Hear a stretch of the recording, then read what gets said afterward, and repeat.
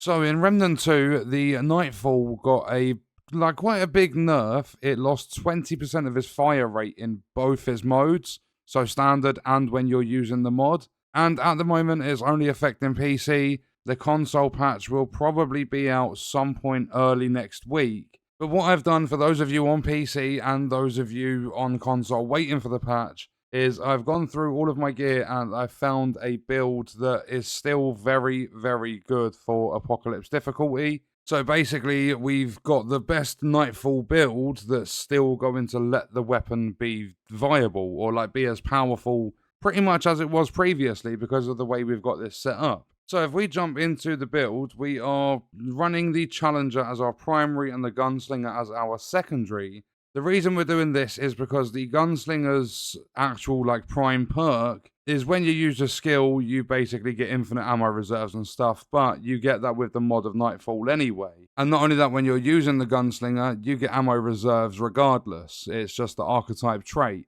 And not only that, with the Challenger as our primary, we get the prime perk of instead of dying when receiving fatal damage, we become invulnerable for 3 seconds and regen 100% of our health. Even though that can only happen every 10 minutes, that's going to help you a lot with your survivability when you're playing on Apocalypse difficulty. Then obviously we're focusing on the damage perks as well. With the Challenger, it grants a 35% increase to all damage to enemies within 10 meters, and it tapers off until 20 meters, crit chances increase by up to 10%.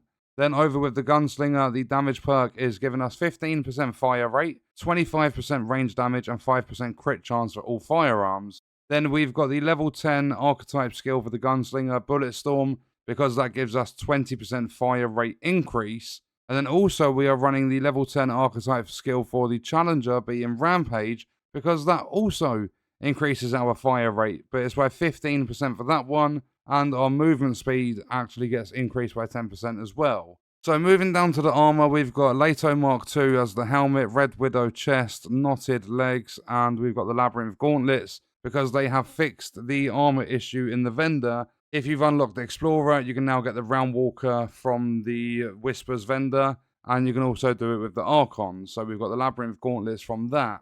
Then for our relic, we are running the Runed Heart, because on use, not only does it give us health regen, it increases it by 5, but this generates 500 mod power over 10 seconds for both your weapons, and we're going to be focusing quite a lot on the mod. So I've got Mythic Relic Fragments being range crit chance and damage, and range damage itself. Then for the Nightfall, I've got Momentum, and it's plus 10. So when this weapon scores a crit, it increases the crit chance and damage by 3% for 3 seconds, and it stacks 10 times. And because it's level 10, the crit hits from the weapon add 2 stacks and increases the duration by 2 seconds. The melee and your handgun don't really matter in this build.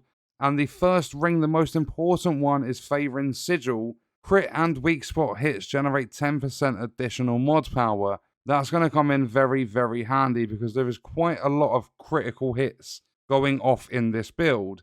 Then we have the Stone of Expanse because it increases our range damage by 12%, even though it does decrease all other damage. Then we've got Stone of Balance, increases all damage by 7%. And last in the rings, we have Devoured Loop. Because crit hits have a 1% chance to reset your skill cooldowns, it can only occur once every 10 seconds, and it does increase all your incoming damage. But even just having that 1% chance to reset your skill cooldowns is going to give you the increased fire rate and the reload speed if you need it, obviously, or if you want some. And then for the amulet, we're running the Anchor of Power because it grants a 15% increase to all your damage, and if you consume a relic, it doubles the bonus for 15 seconds, so you're getting 30% extra damage. Then in terms of the traits, we have the Archetype trait for Challenger, reduces the encumbrance by 10, so we've got 50 weight over here for medium with normal dodge, and our armor is 112, so we've got a 35.9% damage reduction. Then we've got the Gunslinger Archetype trait being the ammo reserves. We've got health regen, we've got increase the healing effects by 50%, so our health regen will just be a little bit faster. We've got Vigor maxed out for extra max health. And then Blood Bond, I was going to set this up with the Summoner or the Handler, so I could actually take that off, although I don't really know. I'm going to have to look at the traits. There could be something we could switch out with that one. Bark Skin, because that's pretty much mandatory for most builds. It reduces your incoming damage. Siphoner for some lifesteal. got some mod power generation, which we could actually fill up instead of having blood bond. Then we've got endurance because 2 points are default. There we go. So I took off blood bond. I've maxed out, which one was it? Spirit. So we've got 20% mod power generation increase. Then I put 3 points into fortify, which increases our armor effectiveness by 15%. And I also put 5 points into expertise for 10% skill cooldown reduction. So our armor value is set at 128.8, which is reducing our damage by 42.5%.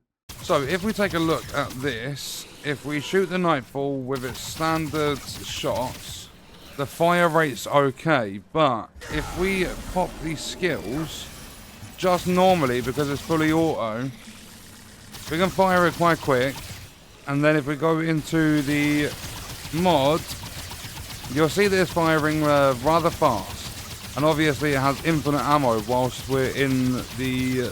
What's the mod even called? I completely forget what it's called. Dreadwalker in the Nightmare Realm. And you'll see, as soon as we've come out of it, we've almost got the mod back. So 1 mag and we've got that mod back. And then we keep shooting, and obviously the fire rate slowed down because we don't have the skills active. But every single time we get a crit with this, we have a 1% chance, and the crit is the yellow damage numbers, we have a 1% chance to completely reset our skill cooldowns. And obviously they buff up your fire rate and everything. But honestly, the Favouring Sigil is probably the most important part of this build. The crit and weak spot hits generating 10% additional mod power. It works really, really well. So we're going to be able to enter the Nightmare Realm a lot more often.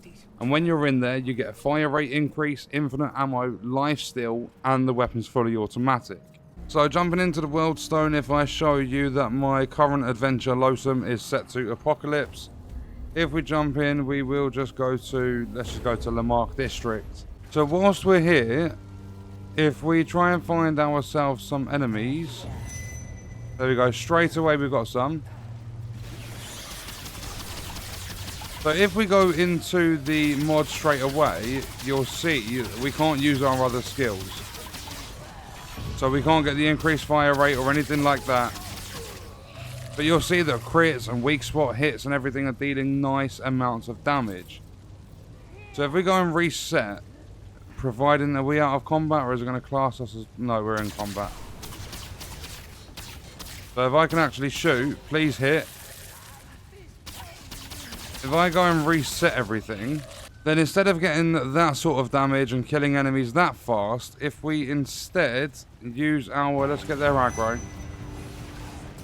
If we instead use our skills first, so the Challenger skill, then Gunslinger, then the mod, and we're firing much faster, we've got lifesteal, we've got infinite ammo, and Nightfall is still a very, very good weapon to use, even when you're playing on Apocalypse difficulty. It's obviously not as good as it was, because it had that 20% fire rate decrease, but it's still a fantastic weapon. So that is the best Nightfall build for after the patch or after the nerf in Remnant 2. And on that note, we are going to leave the video there. If you enjoyed it, leaving a like is appreciated. If you wish to support me further as a creator, there are links in the description. Let me know your thoughts about the video in the comments. And if you want to watch more, you can click the video on screen. All support on the channel is greatly appreciated, and I hope you enjoyed it. Thank you for watching.